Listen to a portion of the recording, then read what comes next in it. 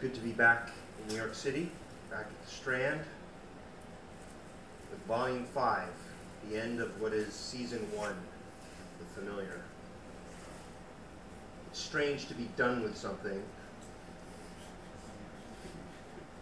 It's still not quite beginning the next thing. It's kind of between a breath. It's in that moment when it's no longer yesterday and it's no longer tomorrow. It's just midnight at any time. I guess let's inhabit that moment together for a few minutes, what it's like to be in. I'd like to start with something from House of Leaves. Does anyone have a copy I could borrow? Just throw it. Author felled by his own book. And let's start with the very end, with Old Man's Zampano, or Zampano, or however you like to pronounce it, his notes. When you have a name like Danielewski, you learn to get used to many pronunciations. March 14th, 1969. Who has never killed an hour? Not casually or without thought, but carefully. A premeditated murder of minutes. The violence comes from a combination of giving up, not caring, is all you could hope to accomplish. So you kill the hour. You do not work, you do not read, you do not daydream. If you sleep, it is not because you need to sleep. And when at last it is over, there is no evidence, no weapon, no blood, and no body. The only clue might be the shadows beneath your eyes, or a terribly thin line near the corner of your mouth, indicating something has been suffered, that in the privacy of your life you have lost something, and the loss is too empty to share. July 27th, 1991. Make no mistake, those who write long books have nothing to say. Of course, those who write short books have even less to say. December 18th, 1996. The cats have been dying, and everyone wonders why. I can hear my neighbors murmur. They murmur all the time. It's strange. Some cats die, some just disappear.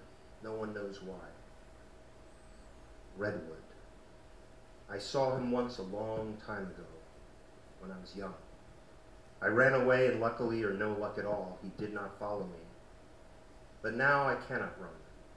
And anyway, this time, I am certain he would follow. Thank you. Thank you. So let's jump into Redwood. This is from a Xanther. It's called It's Super Gentle. Sorry Kid from The Matrix. Takes place around 5:30 p.m., September 17th, 2014. And because in these readings there are few people that are speaking, I'm going to essay an accent of sorts here and there. But it's really just to prod your own imaginative, performative minds to lend me a far better performance than I can enact here.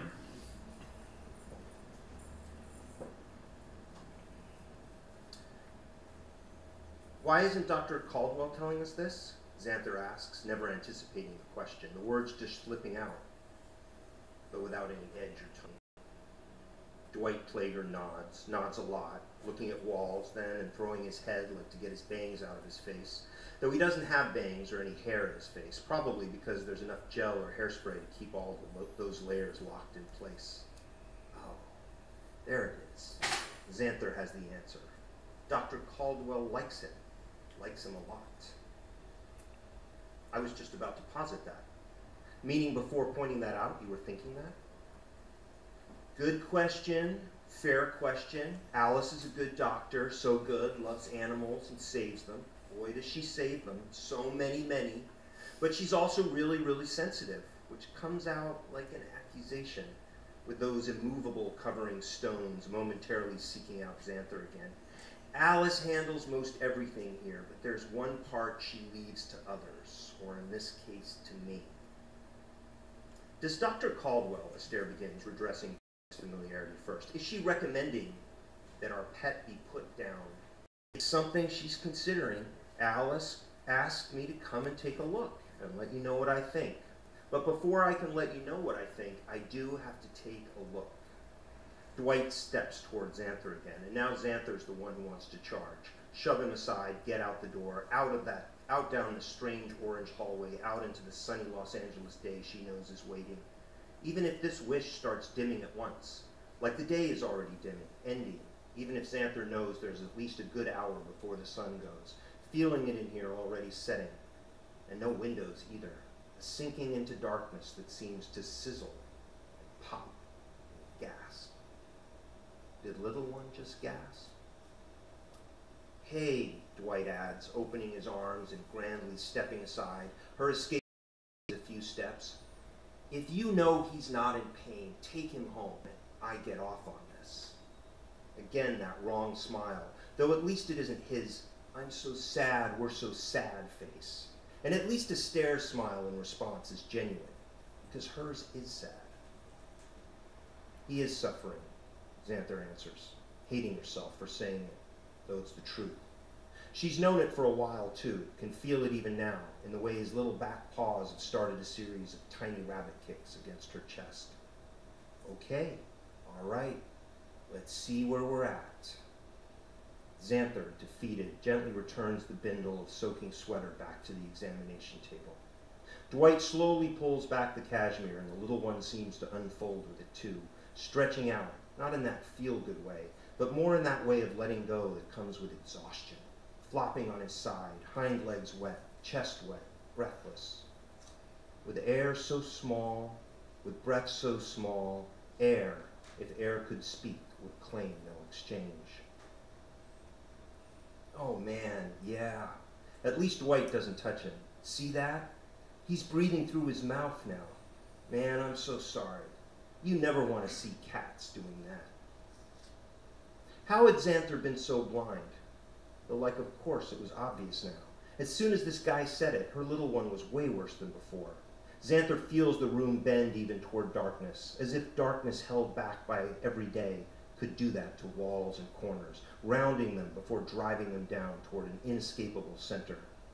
Xanther's lips and fingertips tingle then with a crackle, singeing every surface between herself and little one. She even tries resting one palm on him, as if touch might stop it, her palm nearly covering him, Xanther's hand a hand with a tail. Did she know he was so small? Of course she knew. Is he getting smaller? Does it matter? Especially in the way everything keeps crackling. The world itself could in this moment just flash away, burned up in the instantiation of its future, this future. And of course, that's when, oh wow, Xanther realizes what she should have recognized when she left home.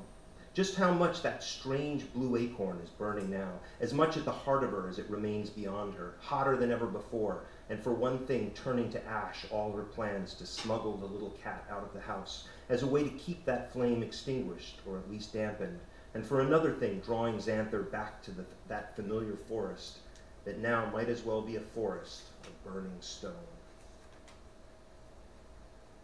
You think he's cycling too? Xanther asks. No question, Dwight answers, or how solemn tries to be when it's not, unable to get away from that big tooth. She catches, too, what looks like a wince crossing Astaire's face, like the admission of what's plain as day is too painful even for Astaire. And she was the one who had wanted a dog. Xanther suddenly feels sorry for her mom, that she had managed to come around a little, only to wind up here. Do any animals who are cycling, Xanther continues, pressing toward the hardest question, which, when it comes out, feels as clear and direct as anything Dove might have mustered. Do any of them go on to live? Did Astaire gasp? Yes.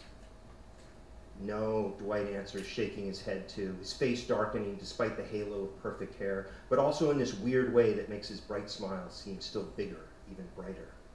Xanther can't make sense of him. He unsettles her, even if she knows he doesn't matter. Only little one matters. Alice, man, like I already said, such a good heart. She can get close to the edge, real close, especially if there's a chance that she can bring back whatever living thing she can care of back from the edge. But over the years, she's just gotten way too great vet. But when it's clear she can't help anymore, Dwight lets his voice trail off. When she can't help, we get you. Esther snaps, her fierceness returning. Sure, I mean, I'm qualified to do this, but I'm not a vet, Dwight answers, almost lazily. If you feel more comfortable, like you'd prefer a licensed practitioner, there are other vets here. I'm happy to get one. They cost more, but we all do the same thing. We use sodium pentobarbital with a combination of other drugs to make sure your pet goes peacefully and painlessly. We like to give good life dignity by ending the suffering. Dignity? Xanther asks. The question, if it is a question, racing her heart something off, and touch sure is no help, even if her cupped palm or her slimsy little one keeps trying to feel it, as if feeling alone was an irrefusable commandment, granting even the most slender creature the power of human speech. When Xanther withdraws her hand, nothing in that soak of misery even hints at dignity. The question you have to answer is, hey, do you want him to keep hurting? Who are you? Esther starts to bark. Mom, it's okay. He's right. That is the question. And one certainty now bound up in the charging beats of her heart is that Xanther will do anything to keep her dear little friend from suffering. But what stops her heart, too, is the question is a legitimate reason to end life. Never before has Xanther wanted so much for a seizure to take her down, drop her to the floor, tumble her into that awful catsim, keep her out for hours, absolve her from having to make this gruesome decision. But of course, no seizure comes. No seizure for little one either, though a tiny groan coupled with a pained sigh lifts and defeats his chest. Dwight Plager steps to the counter where he starts to lay out a syringe, some bottles of drugs, other stuff. Unless you decide otherwise, and hey, really, take your time, but unless you decide otherwise, I will first have to take your animal to another room. Don't worry, nothing will happen there. I just need to set up an IV thingy so everything goes smoothly in here. Then I'll wait until you're ready, and when you are, he'll just go to sleep. It's super gentle. It's a cheery little piece. I said we were going to midnight.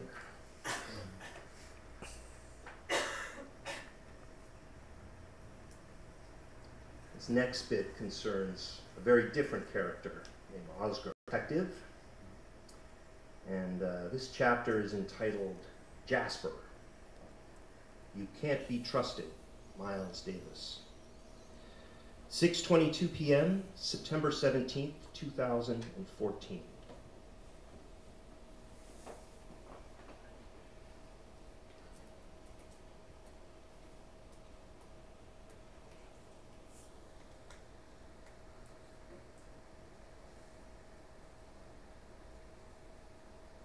And that's it? Cletus Boo asks. That's it, Oscar answers, accepting another pour from the old man. I gotta say, I never figured you for retiring, Cletus chuckles. That reality just never crossed my mind. Doing something crazy for a lady makes sense, but not retiring for one. Oscar checks his notes. Don't fret, I'll call you another one in a sec. Thanks. Not the first time a cab got lost around here. A bullet hole that made no difference to Oscar still got Captain Cardinal ordering the car to the shop for a patch and paint job. Can't have people thinking it's open season on police. Oscar obeyed, though it's not really the reason he's cabbing it tonight. Cat lab. Oscar drains the small glass. When he'd arrived an hour ago, Cletus set out a 1-liter bottle of beer and 2 small glasses. As if small would limit big. As it turns out, small stays empty as big tries to keep up. Kapla, Kapla, Kapla.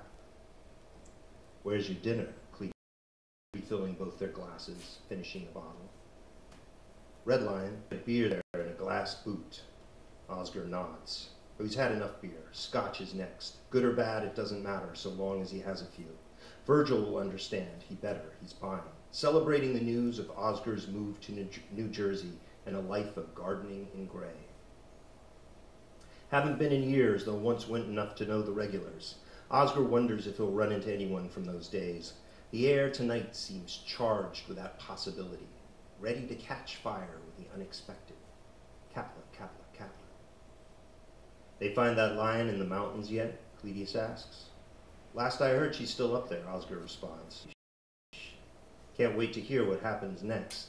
The TV in his kitchen has a Medal of Honor recipient, Sergeant Major Benny Atkins, who killed 175 enemy combatants.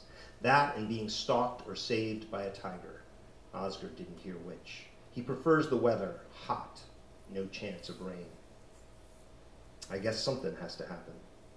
Lion that big, that mean, you know she's going to turn up somewhere, and it won't be pretty. Kapla, Kapla. Oscar's glad to find Cledius found a good mood. He wasn't sure how he'd take the news. Still believes that Cledius sees in him a last chance to still get some justice for Jasper, his murdered boy.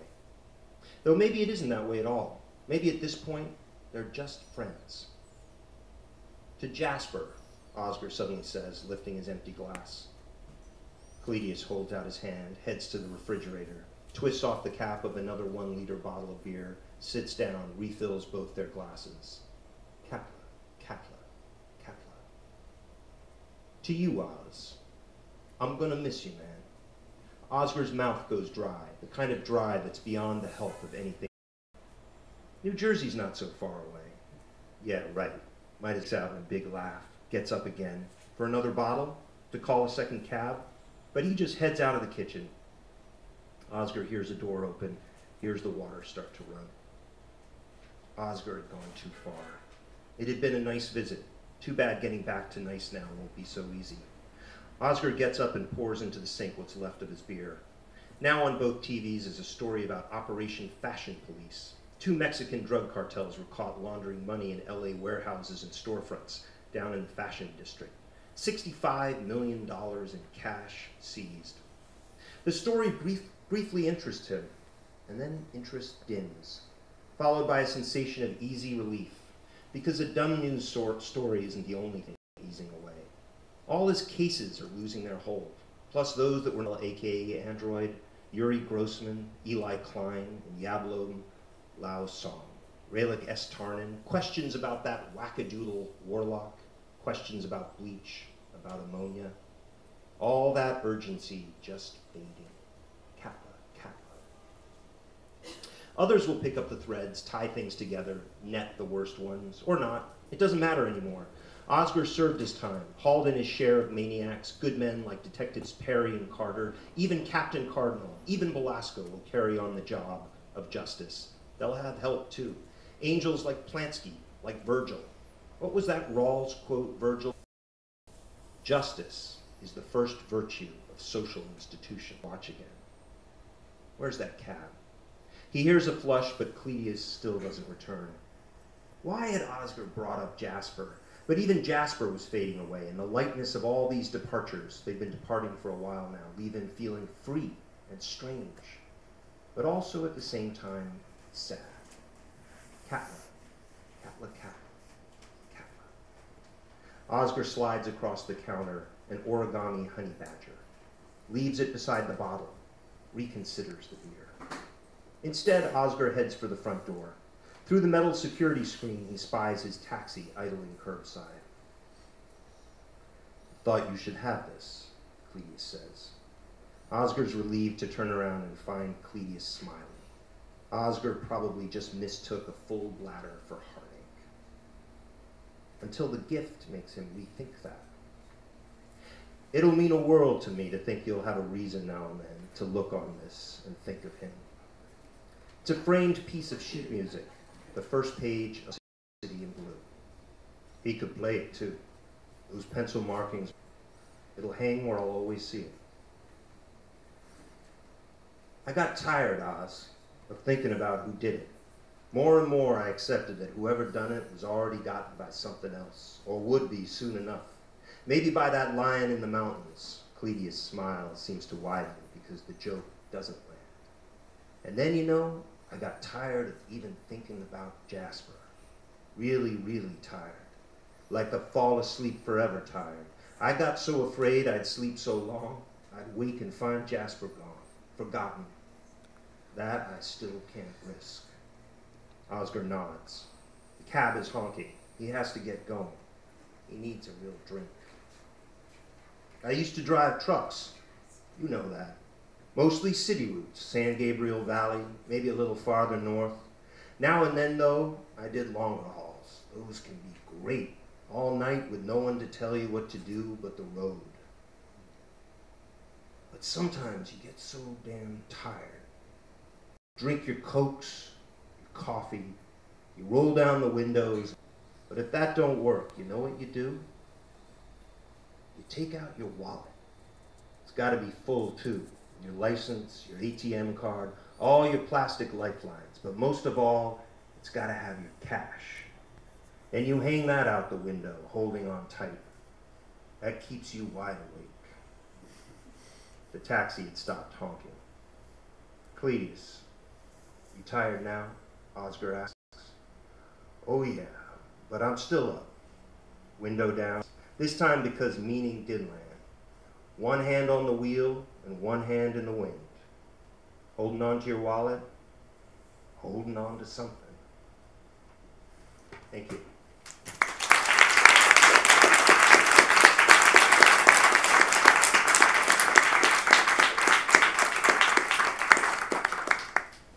Questions? All right, I guess we're done.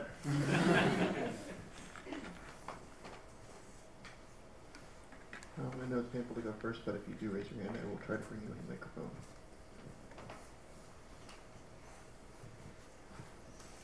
Hi, thank you for coming.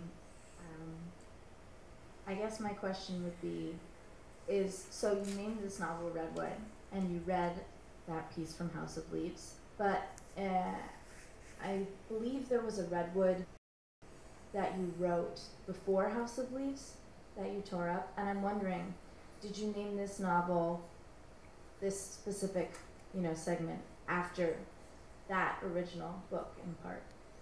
So is it about the book or is it about the content of that? It wasn't quite a book. It was sort of a screenplay, really. Play, I don't know. Well, I wouldn't say that I named it. I think it sort of named itself. And I don't think it's really about what was on the page, but really sort of what was growling underneath the page. So I think it was... I've often said, I remember one of the things that was so exciting to me, I think it was probably around high school, but when I sort of got what meaning was, when that word became part of my lexicon, like this has such meaning. And it's certainly part of the world of literature. It's like, what has meaning?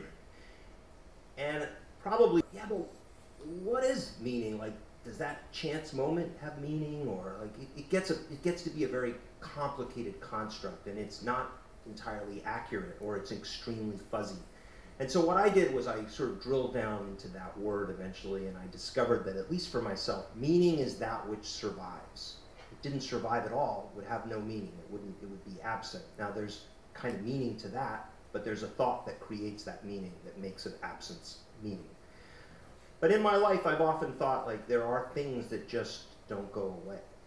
And Redwood was something like that. Even before the story that I wrote on a Greyhound bus for my father called Redwood, there was still Redwood. There was an earlier version. So Redwood keeps commanding me in some way to tell this story. And it's in honor of him. And for those of you who haven't read any of this, there's a lot of kind of polarities, I guess. It's animals and caged animals. You look at, of extremely violent people, extremely, gentle people. And certainly you have, in the segment I wrote, an image of a very fragile creature which is on the very precipice dime. And then that's counterpointed by the title of this volume, which speaks of an immense power. So I think I walked the spoiler line perfectly. There's a question here, all right.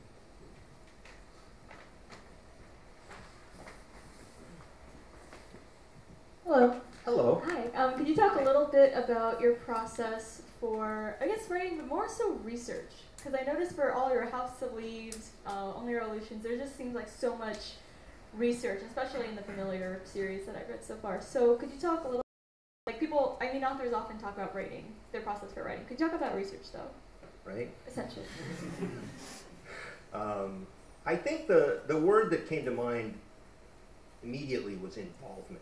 You know, and I think it pertains to every writer in this room, but every artist or everyone who's in a relationship. It's how you involve yourself. So there's research, there's writing, and in my case, there's also typesetting. And it's kind of a trinity, a triumvirate that's happening all the time. And it is this kind of weird relationship where you get to a place where you don't know what's going on, and at that moment it requires an imaginative leap where you literally make something up. Or that's the moment when you pause and you go to research something. But research is weird, right? Because it doesn't happen linearly. So the moment at the end between Cletus and Oscar is one of my favorites. And that happened researching stuff long ago. And that was just, you know, someone told me that story. And it was like, where does that live? But it was told in a different way because now it's inhabited by this character named Cletus, but there was kind of a research of talking to truck drivers, you know, and talking about their routes. And then suddenly, where I'd always thought that it would actually be a scene about a truck driver rolling down his window and holding his wallet out, it suddenly began to inhabit Cletus, and I realized this was his Oscar. But then, of course, there's also just the sense of, like, if you're setting a scene somewhere, right? If it's going to be at the Met, you've got to go to the Met. Or if you're going to go to a zoo, if you're going to write about a zoo, you've got to go there. So it goes both ways. It's sometimes you know you're going to write about something and you pointedly go to that place, or you've been visiting a place, you think that it's the perfect place, and then you have to go back and research it as well. But the tricky part is finding the balance, because if you overdo the research, then you lose the creative moment. And so suddenly you realize that you become mired in this mode of thinking. It's all about research and index cards, and you've lost the flow of how you're writing. The same goes with image. You can switch too far into the sort of illustrative part of your mind, and now you've kind of lost the music of how words go together. And so you have to become very friendly with yourself and with your involvement. And the same goes even for relationships, right? If you keep a subject recurring over and over, you begin to just sap that relationship of all of its possibilities, you know. And you have to know when the time has come to let it alone and when the time has come to press. Thank you. By the way, I'm curious, how many people here are part of the book club on Facebook? Show of hands. Awesome. So this was a gift to me, my first reading in Pasadena. And it was given to me by Nate, who's in the reading club. And I have since, he had gotten a bunch of people to sign it, and I've since been getting everyone who's part of the reading club to sign it. So if you could do me that favor, it'll be up here, and if you don't want your book signed, if you just want to come up and sign it, that's fine. And you don't have to be a huge active participant. If you've been lurking, you know, and you feel like sharing, that's too. So. Anyway, it's going with me on tour. Someone tell Nate. Yeah, thanks. I'm a fan of your Sister Opposed music, and was wondering, do you have any plans in the Familiar series to bring her music into the series, going further? Wouldn't that be phenomenal? Yeah. That would be amazing. That would be incredible. You know, it was, it was just the arrogance and amazement of youth when we did that, because, you know, she was writing Haunted and I was listening to it and it was influencing House of Leaves, and then she would read sections and that would influence Haunted, and it was just, we were so in sync at that point, right? And then even more so, Pantheon was incredibly encouraging in trying to make it all work out together. Atlantic was excited about the release and about touring and you know, kind of bringing them together. And so suddenly we had this thing that happened that I don't think has really happened in such concordance before or after. I mean, there's a band called Biffy Clyro, but that came after Only Revolutions was written. Or Circa Survive did a song inspired, I guess, partly by House of Leaves, and that was still after. So my sister and I had this amazing kind of creative relationship that was just going back and forth. And when it was over, we thought, okay, well, let's just keep doing it. That's so easy. And my sister definitely influenced Only Revolutions. She wrote songs that I listened to that influenced it, but she never released those. And then we began to discover what a rare occurrence it was. Like the stars had all aligned and our lives began to shift. So it just made a muddle of all, you know, plans get muddled frequently. And so I think if it happens, it will happen because the stars once again swing into alignment, and the time will be then to say, okay, let's do it.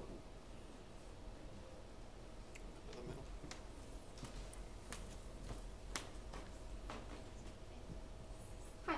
Hey. I think at some point there were plans or at least thoughts about what an ebook version of House of Leaves would look like. And I'm wondering how the exercise of thinking of adapting House of Leaves to what I consider to be a totally different format influenced the way you approached typography in the books that came afterwards, if at all. Great question. I wouldn't say that it influenced the familiar at all. My father, who was a filmmaker and also a professor, gave me some great advice early on, which is create something. Always create in your mind what you envision, and then find the technology that suits that. So I've continued to that practice. You know, I don't think in terms of what a platform is capable and then begin to design according to that platform. You know, the familiar has this shape because I've been working on it since 2006, and that's kind of how it came together finally. The question of House of Leaves as an ebook is, it's just an incredibly exciting, terrifying idea. We did the 50-year sword, and we had some animations, and we had some music, great deal of work. And then we did Only Revolutions, which I'm particularly proud of. Pantheon did an incredible job, and what was wonderful is that we left this kind of the three-dimensionality of it, of, you know, turning the book all over, and, you know, this kind of the way it lives, kind of this in this cute, voluminous world, I guess, and just made it a side-by-side narrative, which was suited for, you know, a tablet or an iPad, and then we made sure that the gender wasn't prioritized, so you could pick which gender you wanted on which side, etc. And then we got all of these roadmaps, basically, for all the elements. But it was the first kind of lesson I learned about these platforms, because we got so involved in it that it basically can only be released via Apple. So you can only read it on an iPad. Now, Only Revolutions, I know, is incredibly difficult, but there are a lot of people who teach it, and they really wanted this version for the classroom, right? But not anything that's on a singular platform. So it was also a lesson about how you can put so much work into design and then realize that you're limited by a big tech company that just won't allow your material to migrate. I mean, this is still pretty incredible about how you can just get it and it works. You don't have to worry about wires or batteries. You just have to worry about the wires in your head, but otherwise, that's how it works. Yes? I'll get this one. Yeah, it's right. Go ahead. So, coming off of that a little bit, I actually wrote one of the essays that got me into college about how I thought House of Leaves was like a perfect testament to like medium specificity. And so, continuing with your books and how each one has used all these like new novel typographic elements and graphic elements. I guess, what do you think the limit is of what a book can be? So the question is, what is the limit of what a book can be? He asked it so well, I'm just going to quote it verbatim. And how far could I take it? And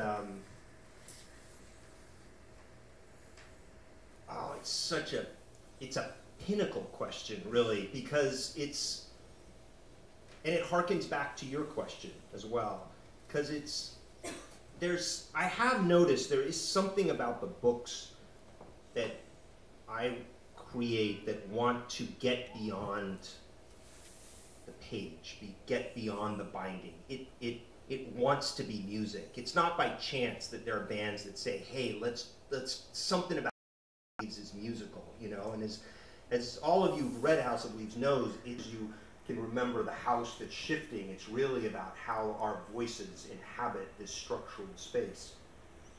And the same is for ebooks. I mean, there's still, you know, this constant circling to do House of Leaves as a movie or a Netflix series, you know, and I've always said no. I have started to get tempted, I will say, but it's kind of that thought of like, well, what would that mean, right? And this gets back to your question of like, well, what if I did jump off and actually, and that was a part of your question that I didn't answer, which is I feel like that translating books to ebooks should be a different career. Like, it's a totally different art form, and I would be happy to turn it over and say, okay, you have done great books, now do this and tell me what you're going to do, because you're basically a director of ebooks, right? So what would be the experience of really exploring a new media, like television for something like House of Leaves or any of the others? Is that I think with any art form, you want to get to the place where the form has begun to resist itself, has begun to deny itself or claim the limitations of itself, so that a sculpture feels like it has to become something more, that it's constantly a gesture forward. And maybe that's the place to be, right? It's not to fulfill the gesture. It's not to finish, you know, the movie in 8.5. It's to leave it sort of in that place that gestures into the future, because that's when you begin to leave the form and you provide that imaginative moment for the reader or the participant to take it forward. So perhaps by doing a movie or an ebook in a different, instead of letting the book live unstably like that, you know, and it's really for the reader to then carry on the next artistic movement of however that interpretive, you know, mode goes. He doesn't look convinced. Right here. When you do these, everything you do is so grand in its scale. Something Did like you hear that? Everything I do is so grand in its scale. Something like House of Leaves. Do you confuse yourself? Or do you have this laid out when you do this three-part frame narrative that seems so concise and everything circles back to each other? Right. How do you not confuse yourself? Do I confuse myself? Constantly. If you're not confusing yourself, you're doing something wrong, right? The whole point is to head into those places that are difficult to navigate. But then you have to figure out how to navigate it. It's not going to be just with a compass. It's not going to be just with a whiteboard. It's not just going to be with a perfect process of research, you know. It's going to be something that includes how you wake up in the morning, you know, how you treat yourself, that enables you to find that order, you know, in something that's difficult. But something that's worth your time will be disorienting. It will be complicated. It will overwhelm you, you know. That's where you want to go. And then you've got to put all your tools and all your calmness, you know, to work on that and make it through. So in the end, you're not so confused. This gentleman here. Hi. You know, I was just thinking that I think the book and the structure of the book is part of the story, and trying to reproduce it in another form is actually changing the story in some way. Like, just leave it alone. Leave it where it's at. Right. Right? That's my thought. Like, it's not, I just wonder if you think that way about it as well. It goes both ways, because then there's the other thought too, which is like, okay, make it an ebook or make it a song. It still doesn't change what it is. You know, that's sort of ridiculous to think that, you know, a certain piece of media is going to alter radically what preceded it, or if it did, maybe to be replaced. I don't know. I don't know the answer. I'm disoriented, actually, about it, you know.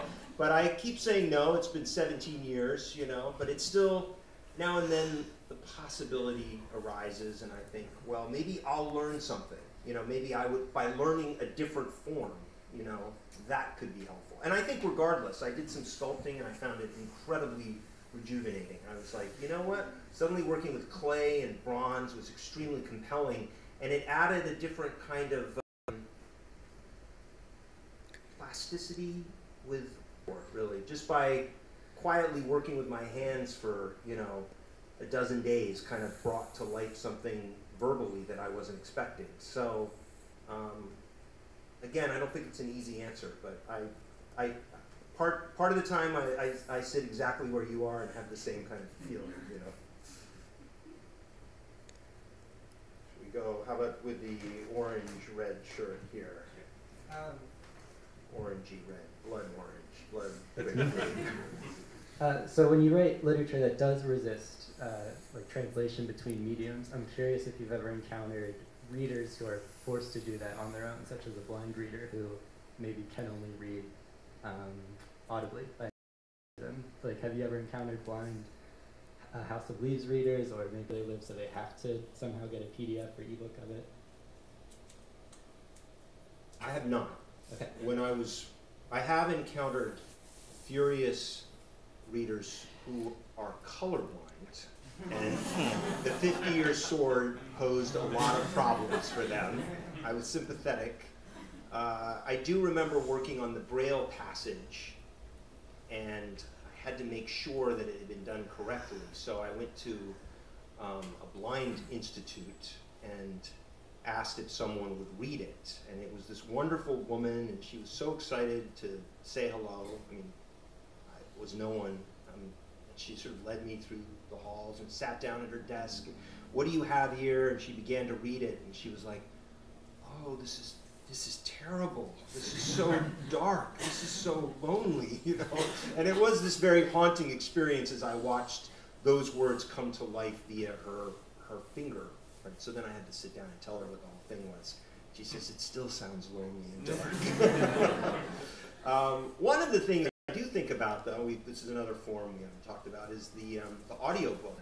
The train and the car, and so the familiar is very suited for that because they're very specific voices, so you could actually move very easily between them. And I think you could create modulations literally in how the page was turned or something in House of Leaves, and so that certainly would be a way of answering that, and even just kind of the nuance of an effect every time house was said, right? So that it wasn't the color blue in the way that one might see it, but that it might have an aura. Maybe it's something kind of already kind of uneasy in it, you know. So I think, in answer to your previous statement, here's another reason to explore another medium in a way, to make it available.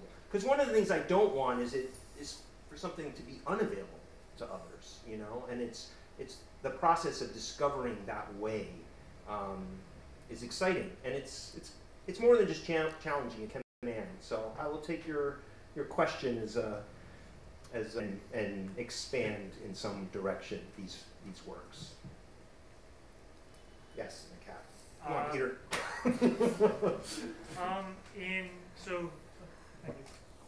For the Familiar and House of Leaves, as different as they are, they both still have like a strong narrative structure. And I was just wondering why you keep going back to that after the experiment, I guess, that 50-Year Sword was, where that was just dialogue. And I want to also know, like, I guess, what went into making that. Into the 50-Year Sword? Or yeah, in 50-Year Sword. Well, like I stated earlier, it's sort of the way a work arrives for me isn't at the end point. I don't really know how it looks, and so the 50-Year Sword, you know, I had a sense that it was a campfire story, you know, and it was told by different voices, and that these voices were all stitched together and kind of like a Greek chorus, but not, you know, and And I thought what was really compelling to me was how often we tell stories that are already stitched together. They already include the voices of many people, phrases that we learn from different, from peers, from family, and then we kind of give them a voice through our voice, and it seems to come out as a seamless thing, but really it's all been kind of stitched together through culture, history, through our own experiences, and just from other voices. So the 50-year sword to the fact that these various narrators have their own personality, but you can't quite see them. And if you're colorblind, you can't see them at all.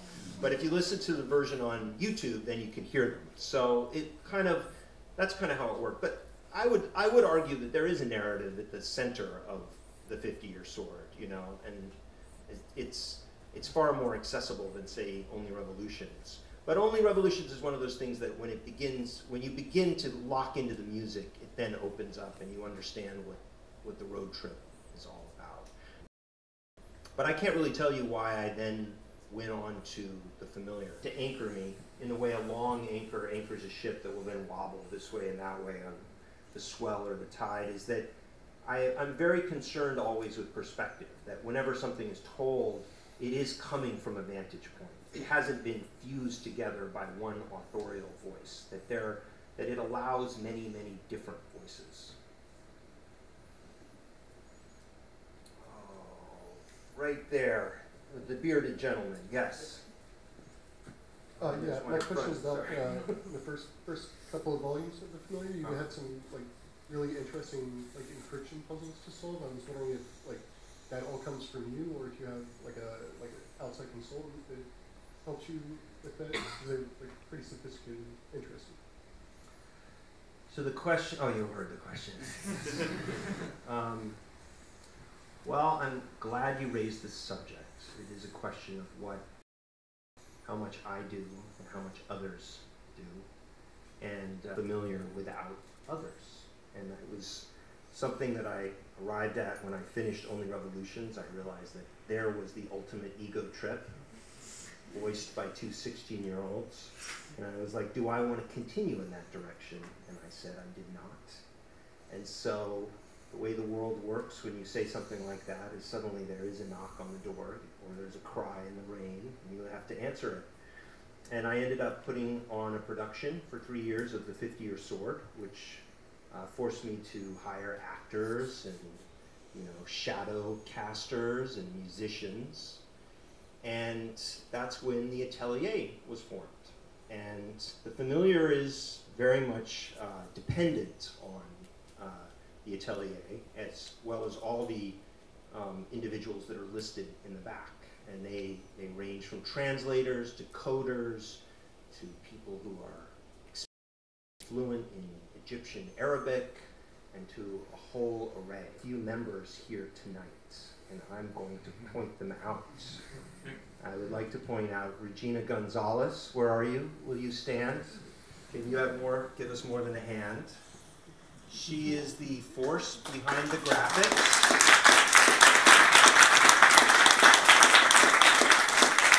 There is not a graphic in the Familiar that wouldn't have come to life were it not for Regina. She is the force that brings these incredible images to life. She oversees a lot of the artists. She works with graphic designers. She is a graphic designer, and she is also now my wife. So, thank you. And then there is Michelle Revert. Where are you? Michelle, will you stand? There we go. Michelle makes this machine work. She makes sure that that calls go through, that all of that everything is coordinated, and that this it's not a machine. I wanted to say it's a machine, but it's not oiled. It's not gears. It's an animal. She makes sure the animal is fed and fit and healthy, and that it can go running around, so it doesn't just chew at the bars. And she keeps me free in making sure that I can continue to write and work on all of these problems. And then Nairi, is Nairi around? Hi.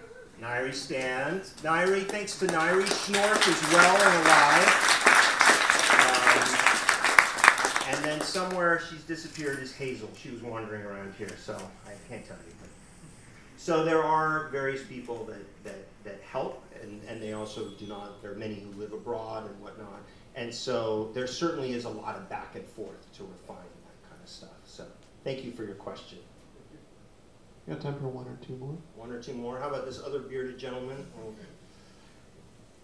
So regarding the last few volumes of The Familiar, a lot of the characters have started to finally cross paths and interact with each other. And something I found fascinating is their visual descriptions of each other, because we really haven't had, outside of Xanther, who pretty explicitly is described often, haven't had a lot about the various characters. And I've been fascinated to see how my conceptions of them from reading tends to be pretty different from how they come off to the other characters. So I was wondering how you sort of conceived of that and planned and decided on those interactions. That was great. It's like, you get it, man. Well, because partly is when you're dealing with, the imaginative, cognitive, constructs of these characters. You meet them,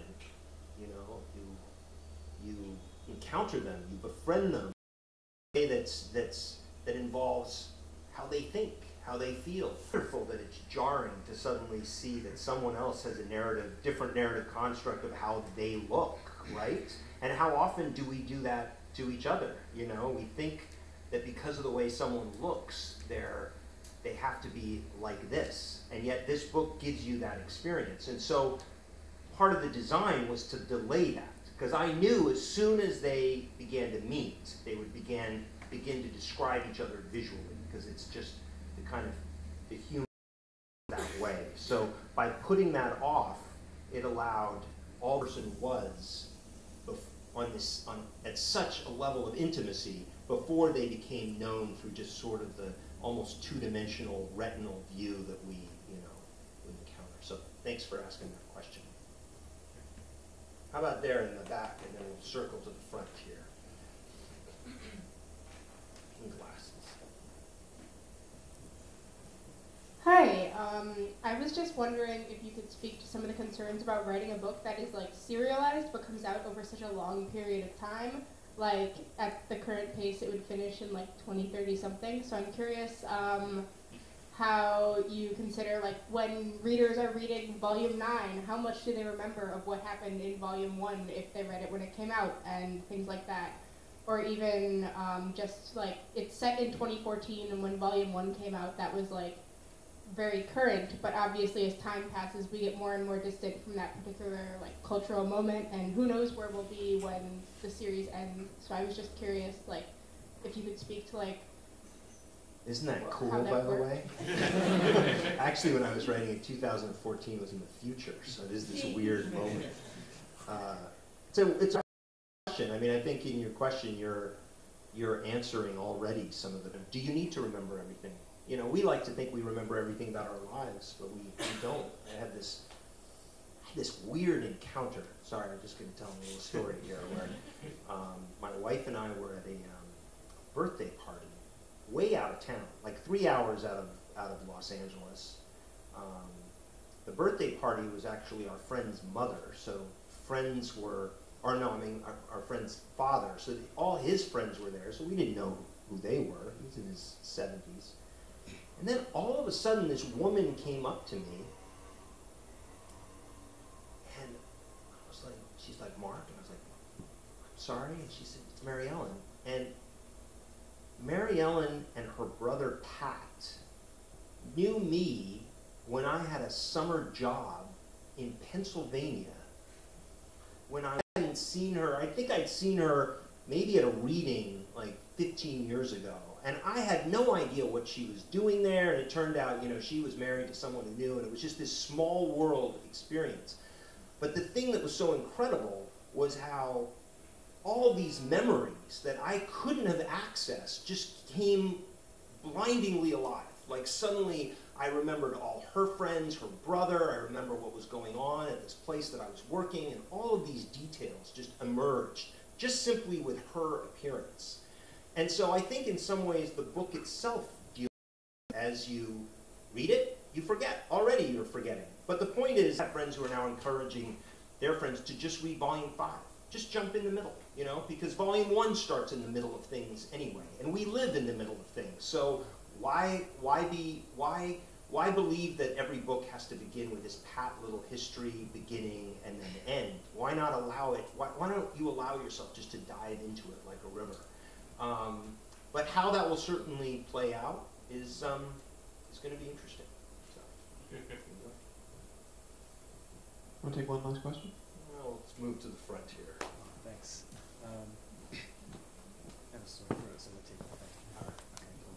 Hey there. Do you know the Snowing song with your name, Marcy Danielewski? Someone did send that to me. Yeah, it's a good song. Since I picked up the first Familiar in May 14, I wanted to ask you about one of my favorite characters, who's Jing Jing. Because I love his passages because of how disorienting they are and the naked mysticism that's present there in contrast to America.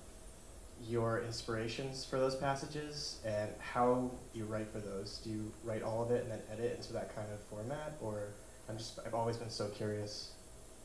How do I write the Jing Jing passages? Well, for those of you who don't know, Jing Jing is a recovering addict who lapses, and he lives in Singapore, and he speaks Singlish. And to really encounter and think like Jing Jing, I had to go to Singapore quite a bit, not to mention talk to Singaporean friends, not to immerse myself in sort of Malaysian culture. But I've been working on the Familiar since 2006, so it's similar to people ask about how I write Esther's, passages. Do I add nested brackets? And I don't. I write immediately like that. Their voice comes alive. And so Jing Jing's voice is very much alive. And I think a lot of this, and this might even be helpful for writers, is that when you find the voice then commands the vocabulary.